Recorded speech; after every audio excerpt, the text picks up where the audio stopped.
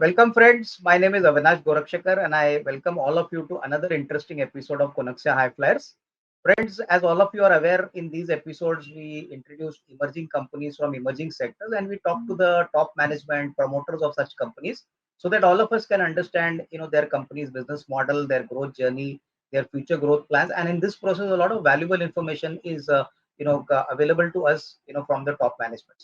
And today, friends, we got a very interesting company which is going to hit the capital market very soon. The company's name is Mac Conferences and Events Limited, and we have the privilege and pleasure of having, the chairman and managing director of the company, Mr. Amit Bhatia. Amit ji, thank you very much for sparing your valuable time. Amit ji बहुत अच्छा लग रहा है आपसे बात करने को ये और मुझे लगता है कि बहुत अच्छा इंटरव्यू होगा हमको अच्छी जानकारी आपके साइड से आपके कंपनी के बारे में जानने को मिलेगी नमस्कार Avinash ji, thank you for having me over. नमस्कार जी। मेरे को बड़ी खुशी है कि आपने आज का इंटरव्यू ऑर्गेनाइज किया and I will be more than glad to answer your questions. शुरू करते हैं जी, आप बताइए। तो अमित जी पहला सवाल हमको आपके बिजनेस के बारे में बताइए सर। ये हमारा बिजनेस एक्चुअली किस प्रकार का है, हम क्या करते हैं और सबसे बड़ी बात सर, ये बिजनेस आपने पर्सनली शुरू किया as a first generation effort या आपके फादर के टाइम से आपने इसको टेक ओवर किया? सर थोड़ा बहुत आपके बिजनेस जर्नी के बारे में बताइए। ठीक है, मैं अविनाश जी आपको पूरी जर्नी बताता हूँ। मैं एक आर्मी ऑफिसर का बेटा हूँ। मेरे फादर रिटायर हुए कर्नल आर्मी से और मैंने ये कंपनी 20 साल पहले शुरू करी और मेरी वाइफ ने मुझे इस कंपनी में ज्वाइन किया and she incidentally came from a air force background. Her father retired as a wing commander. Now we had a very humble beginning from a car garage. We started this company with virtually zero capital and it took us about 20 years to reach this level. uh, Currently हमारी turnover last year की 237 करोड़ थी and हम क्या करते हैं, हमारी industry को कहते हैं माइस इंडस्ट्री। माइस का मतलब होता है meetings, incentive tours, conferences and exhibition slash events. तो हमारे बहुत सारे कॉर्पोरेट क्लाइंट्स हैं spread over banking, insurance companies, paint company, cement companies, जिनके साथ हम उनके माइस मूवमेंट्स करते हैं। उनकी कोई एनुअल कॉन्फ्रेंसेस हुई, एनुअल मीटिंग्स हुई, उनके डीलर्स और उनके इंश्योरेंस एजेंट्स के इंसेंटिव टूर्स हुए, हम वो सब ऑर्गेनाइज करते हैं इंडिया एंड अब्रॉड। ये हमारा फोटे है और ये हम पिछले 20 साल से कर रहे हैं। ठीक है, आई थिंक बहुत अच्छी तरह से समझाया अमित जी। अमित जी अभी मेरे को बताइए कि सर आपने बोला कि आपका काम है एग्जीबिशंस, कॉन्फ्रेंसेस या ऑर्गेनाइज करना। तो इसमें हाँ जी। मोटी बताइए, मान के चलिए कोई नया कॉन्ट्रैक्ट आज आपको मिल गया, तो right from the time you get the contract till the exhibition क्या क्या प्रोसेसेस इसमें चलते हैं? यानी right from the time you get the order, उसकी डिजाइनिंग प्लानिंग होती है, फिर एग्जीबिशन होता है। तो सर इसमें मोटा मोटी बताइए कि पहले तो कितना समय के पहले ये आपको काम करना पड़ता है और थोड़ा बहुत समझाइए कि ये इवेंट को मैनेज करने के लिए क्या क्या प्रोसेसेस आप फॉलो करते हैं। अविनाश जी ऐसा है कि जैसे फॉर एग्जांपल हमारे बिजनेस में हमें स्पॉट इवेंट्स या माइस मूवमेंट्स नहीं मिलते। इसकी प्लानिंग 2-3 महीने पहले शुरू हो जाती है। Now for example if a corporate has to travel in month of November, तो उसकी प्लानिंग अगस्त सितंबर में शुरू हो जाएगी। हमें बुलाया जाएगा फोरम में और हमसे जो उनका प्राइस ब्रैकेट है उसके अंदर हमसे सजेशंस मांगी जाएंगी और जब वो सजेशंस हम देते हैं तो उसके बाद एक आरएफक्यू रिलीज करता है कॉर्पोरेट, जिसपे हम कोड करते हैं। जनरली उस आरएफक्यू का पार्ट होता है, फॉर एग्जांपल अगर ये गोवा में हुई तो इसमें एयरलाइंस, होटल्स और लोकल ट्रांसफर्स और एंटरटेनमेंट इवेंट सब कुछ टर्न की बेसिस पे शुरू से लेकर के आखिरी तक वो सब कुछ आरएफक्यू का पार्ट होता है। हम लोग इसको कोट करते हैं अपने वेंडर्स, होटल्स, एयरलाइंस से कोट लेने के बाद और बिड को विन करते हैं और उसके बाद एग्जीक्यूशन करते हैं। एग्जीक्यूशन एंड टू एंड होता है। अगर कोई बॉम्बे एयरपोर्ट बोर्ड करता है, जब तक वो बॉम्बे एयरपोर्ट वापस नहीं आता गोवा से या फिर किसी इंटरनेशनल लोकेशन से, सब कुछ हम लोग करते हैं। ओके, तो पूरा पैकेज आप डिजाइन करके क्लाइंट को देते हो और ये मेरे ख्याल से एक एंड टू एंड सर्विस है आपकी साइड से। बिल्कुल। एब्सोल्युटली जी, एब्सोल्युटली। हमारा पर पर्सन का कॉस्ट होता है, पैकेज कॉस्ट होता है, which virtually includes everything, all the services, including sometimes the entertainment, sometimes whatever adventure activities, whatever activities which are there, local sightseeing, सब कुछ मिलाने के बाद। जी, जी। अच्छा अमित जी, अभी बताइए, आपने आपके अर्लियर कॉन्वर्सेशन में कहा कि काफ़ी बैंकिंग और इंश्योरेंस कंपनीज़ आपके क्लाइंट्स हैं, तो इसके अलावा कौन से सेक्टर्स हैं जहाँ पे आपने क्लाइंट्स को सर्विस किया है? कोई और सेक्टर होंगे, मैन्युफैक्चरिंग या कोई दूसरे सेक्टर जहाँ पे हमने काम किया है इन 20 सालों में? हाँ जी, हमने हमारे सीमेंट काफ़ी सारे क्लाइंट्स हैं और हम ह्यूज नंबर्स कर रहे हैं उनके साथ। जैसे अभी हमने करंट ईयर में हमने अलमाटी का एक 1500 लोगों का ग्रुप पिक किया है, 1400 का काठमांडू का किया है। फिर हमारे पास पेंट कंपनीज हैं जिनके हम डीलर मीट्स करते हैं, इंसेंटिव टूर्स जी, करते हैं आउट ऑफ कंट्री। प्राइमरली यही सेक्टर्स हैं हमारे, बट हमारी पेनिट्रेशन बहुत डीप है बैंकिंग हुँ, और इंश्योरेंस में। बिल्कुल, समझ गया। अच्छा अमित जी, मोटा-मोटी मेरे को बताइए सर, पिछले 3 साल में हमने कितने इवेंट्स किए होंगे और इसमें से सर कौन से ऐसे बड़े मार्quee इवेंट्स हैं जो अभी तक आपको याद है, जो बहुत अच्छी तरह से आपने कंप्लीट किए? अविनाश जी, हमारे तकरीबन हमने 300 इवेंट ऑर्गेनाइज किए हैं पिछले 3 साल में। और ऐसा जी कि मार्की तो मैं आपको बताऊंगा, बट इम्पोर्टेंस सारे इवेंट की होती है, क्योंकि बिल्कुल। It is something like a wedding in the family. So hmm, you know, every wedding is very important, every conference is very important for a hmm, customer who's spending lakhs and crores for a particular conference. It is agenda driven, and बिल्कुल, for him and for us, it is do or die every conference, whether it is small or hmm, large in nature. Now, बिल्कुल, in terms of marquee, the big ones, we've executed about 3,500 people, which was the biggest till date for South Korea. Seoul के अंदर हमने ये conference organise करी थी। 3,500 3500 passengers ने travel किया था।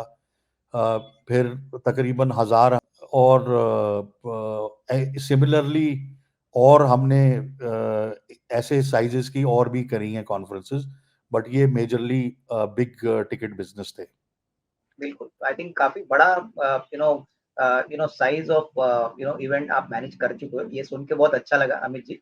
अमित जी, अभी आपने इंटरनेशनल टूर्स का ज़िक्र किया। मेरे को बताइए सर, करंटली हमारा जो रेवेन्यू है, इसमें से डोमेस्टिक और इंटरनेशनल, इसका मोटा-मोटी ब्रेकअप अगर आप दो तो थोड़ा-सा बताइए? अविनाश जी, ऐसा है कि 70 हमारा इंटरनेशनल का बिजनेस रहा, 70% और 30% डोमेस्टिक बिजनेस रहा। प्राइमरली उसका रीजन इसलिए भी होता है क्योंकि इंटरनेशनल ट्रिप्स ऑब्वियसली महंगे होते हैं, एयर टिकट्स महंगी होती हैं, होटल्स महंगे होते हैं, तो ये प्राइमरली रीजन है, बट 70-30 की रेशियो है। ओके, समझ गया। और अमित जी, अभी बताइए ब्रॉडली, ये जो माइस अपॉर्च्युनिटी है, ये जो आपने बताया कि मोटा-मोटी you are part of the MICE sector. Sir अगले 3-5 साल में आपको क्या लग रहा है? बिकॉज़ कॉर्पोरेट सेक्टर अच्छा काम कर रहा है, इकोनॉमी भी ग्रो कर रही है। तो मोटा-मोटी सर अगले 3-5 साल में क्या ग्रोथ आपको दिख रहा है? आप 20 साल से ये इंडस्ट्री में काम कर चुके हो।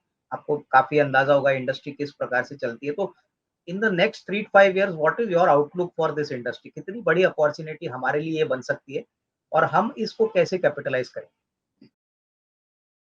अभिलाष जी, हमारी जो इंडस्ट्री है वो डायरेक्टली रिलेटेड है एक कंट्री की इकोनॉमी पे।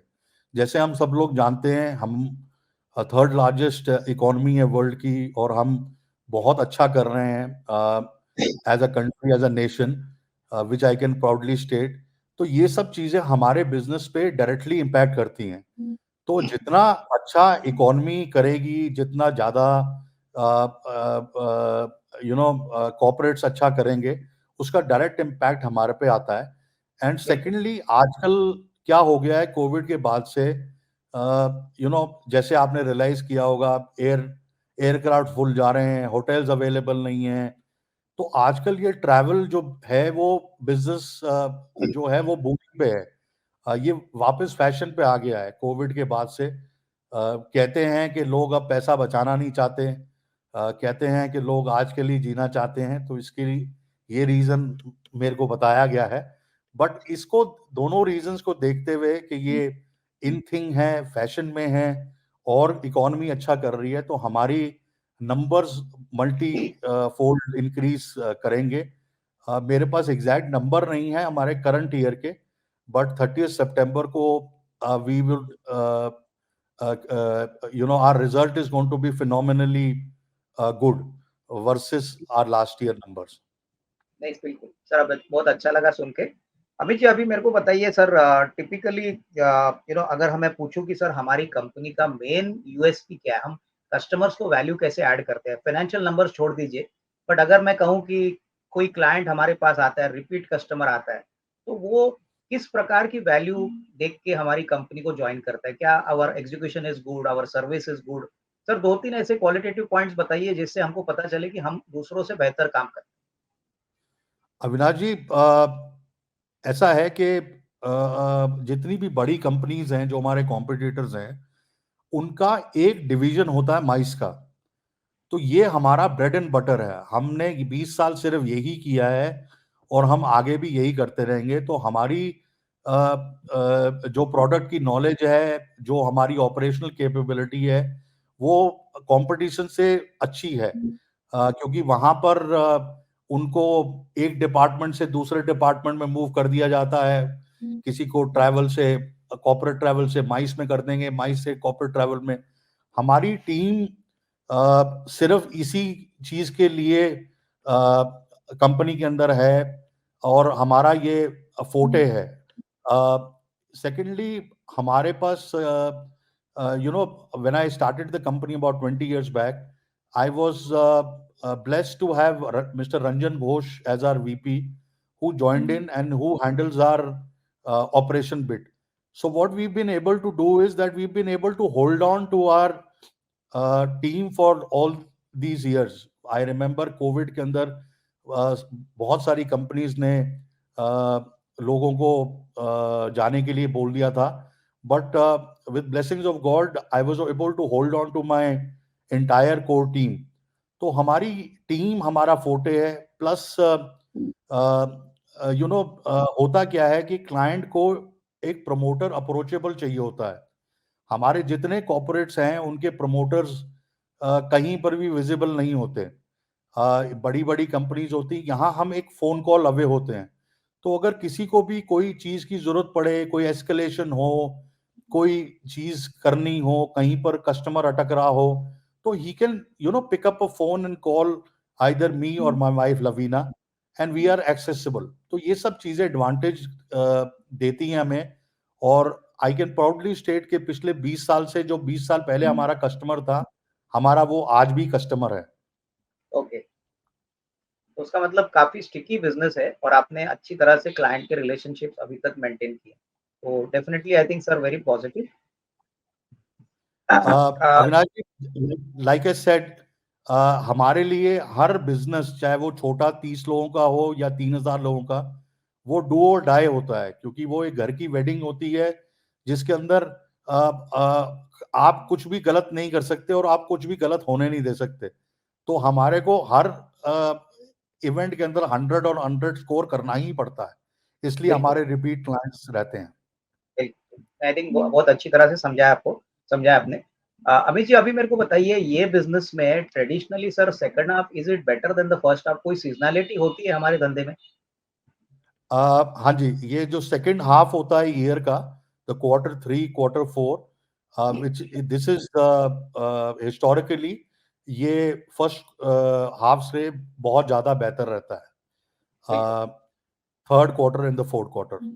अच्छा, तो तीसरा और चौथा क्वार्टर जब दिवाली, फिर क्रिसमस, फिर न्यू ईयर, ये सारे हाँ जी, इवेंट्स होते हैं, तो तभी ज़्यादा हाँ जी, हाँ। आपको वॉल्यूम भी मिलता है। समझ गया। अच्छा हाँ जी। अमित जी, अभी फाइनेंशियल्स की तरफ चलते हैं सर। बहुत ही बढ़िया नंबर्स आपके आए हैं। मैं देख रहा था सर कि आपका प्रॉफिट करीबन 26 करोड़ पहुंचा है, जो पिछले साल करीबन 8.8 करोड़ था।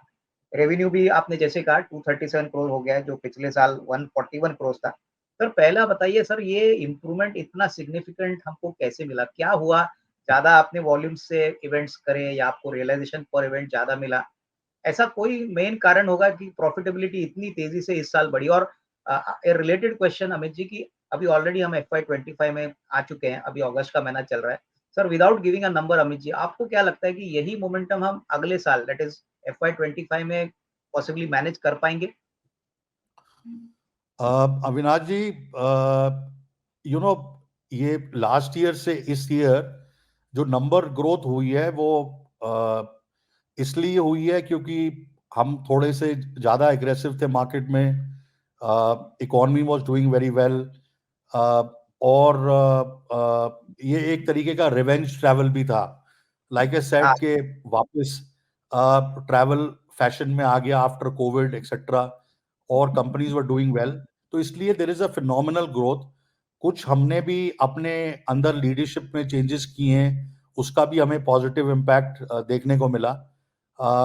और coming back to the question के इस साल कैसा लग रहा है, मैं बिना नंबर को आपको बताते हुए, क्योंकि एग्जैक्ट नंबर्स मेरे पास है भी नहीं, मैं आपको इतना कह रहा हूं कि हम अपने इन्वेस्टर्स को निराश नहीं करेंगे। The numbers are looking phenomenally good this year also. Okay.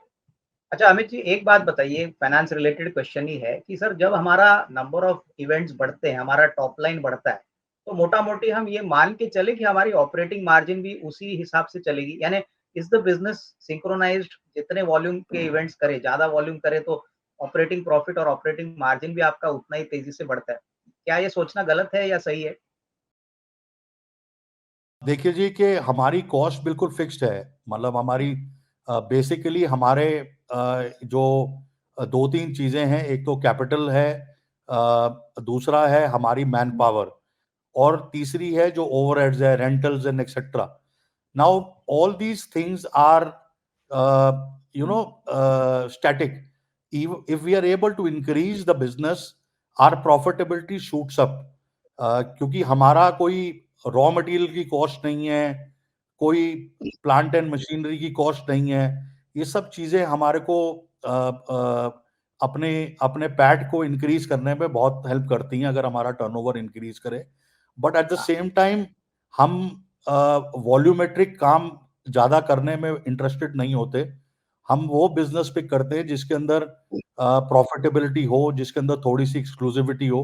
It doesn't matter कि एक छोटा टिकट का बिजनेस हो, बट अगर उसकी विजिबिलिटी ज्यादा होगी तो हम उसको भी करना पसंद करेंगे versus huge numbers. We actually are here to make money and we focus on just the PAT.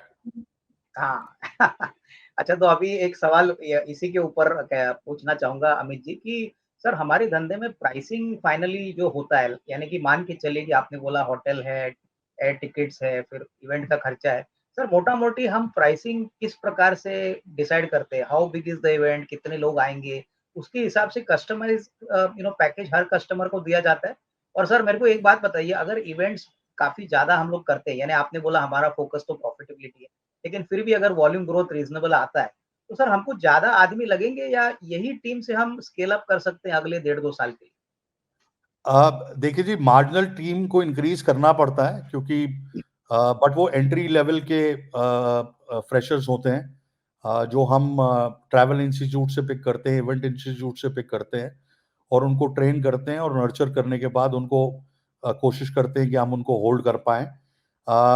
अब ये सब सारी कॉस्ट फिक्स्ड कॉस्ट है, तो ऐसा नहीं है कि नंबर ऑफ इवेंट्स हमने ज्यादा करे तो हमें मैन पावर ज्यादा पिक करनी पड़ेगी।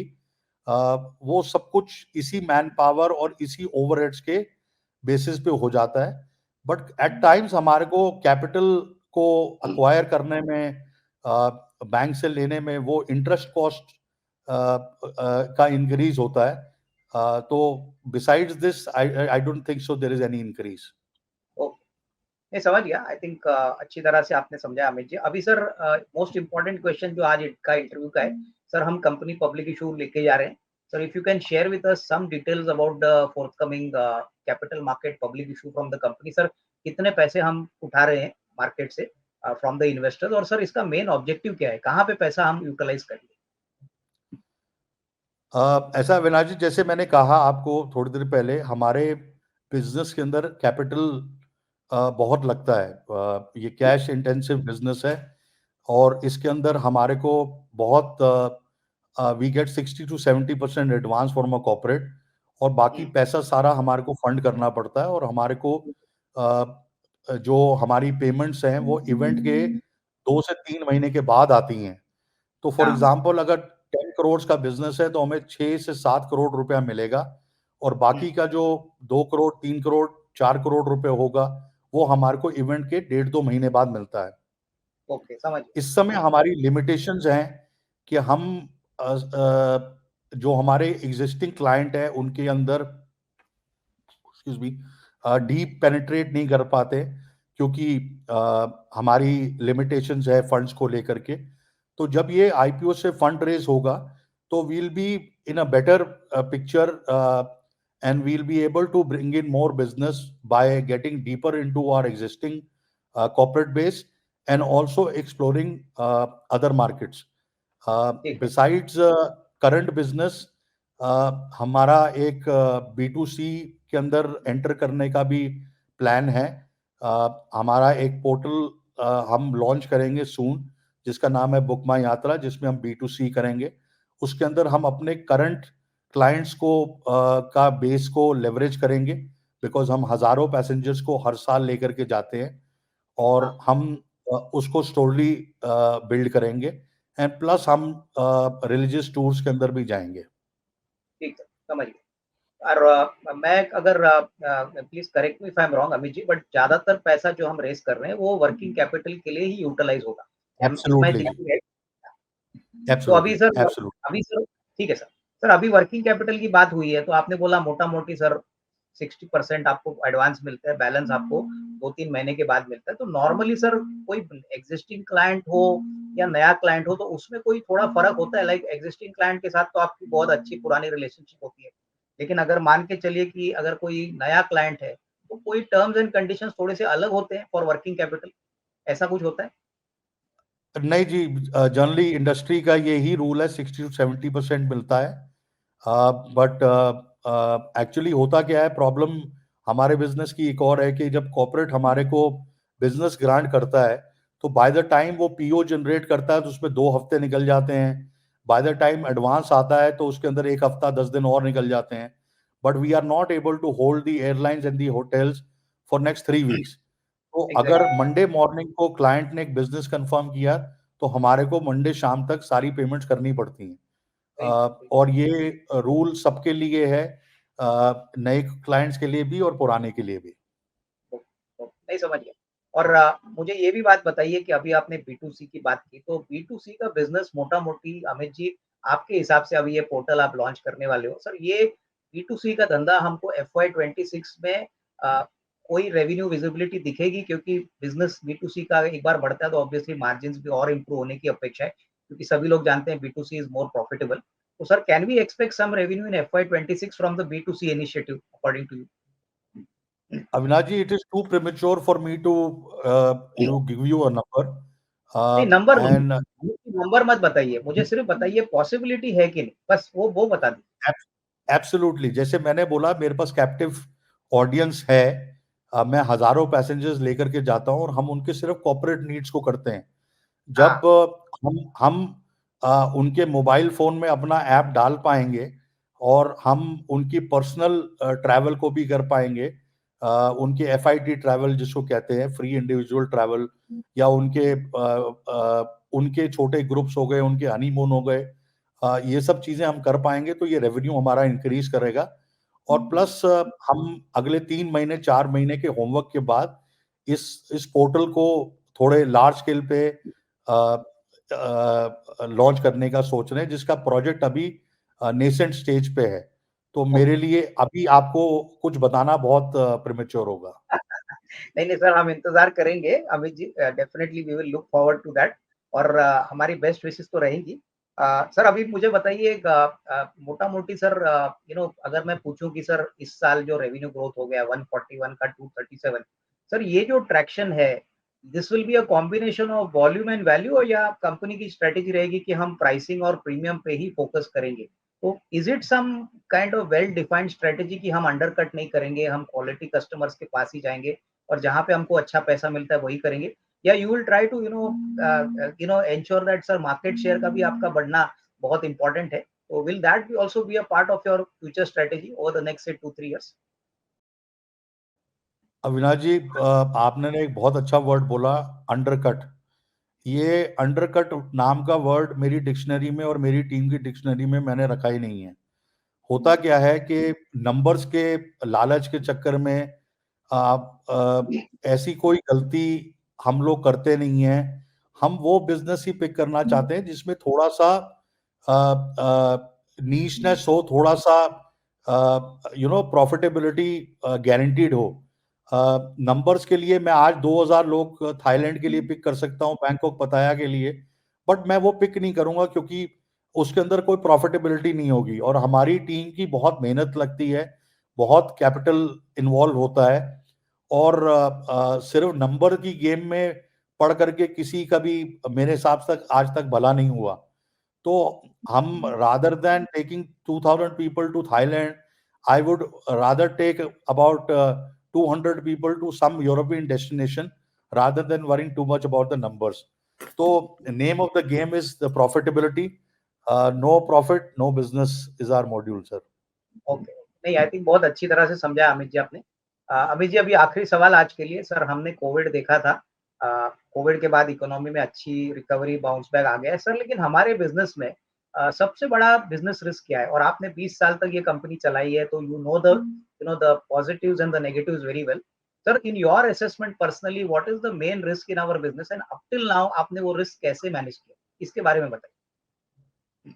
सर हमारे बिजनेस के अंदर अभी तक हमारे को एक ही रिस्क पता था 2 साल पहले तक, वो था मार्केट का रिसेशन।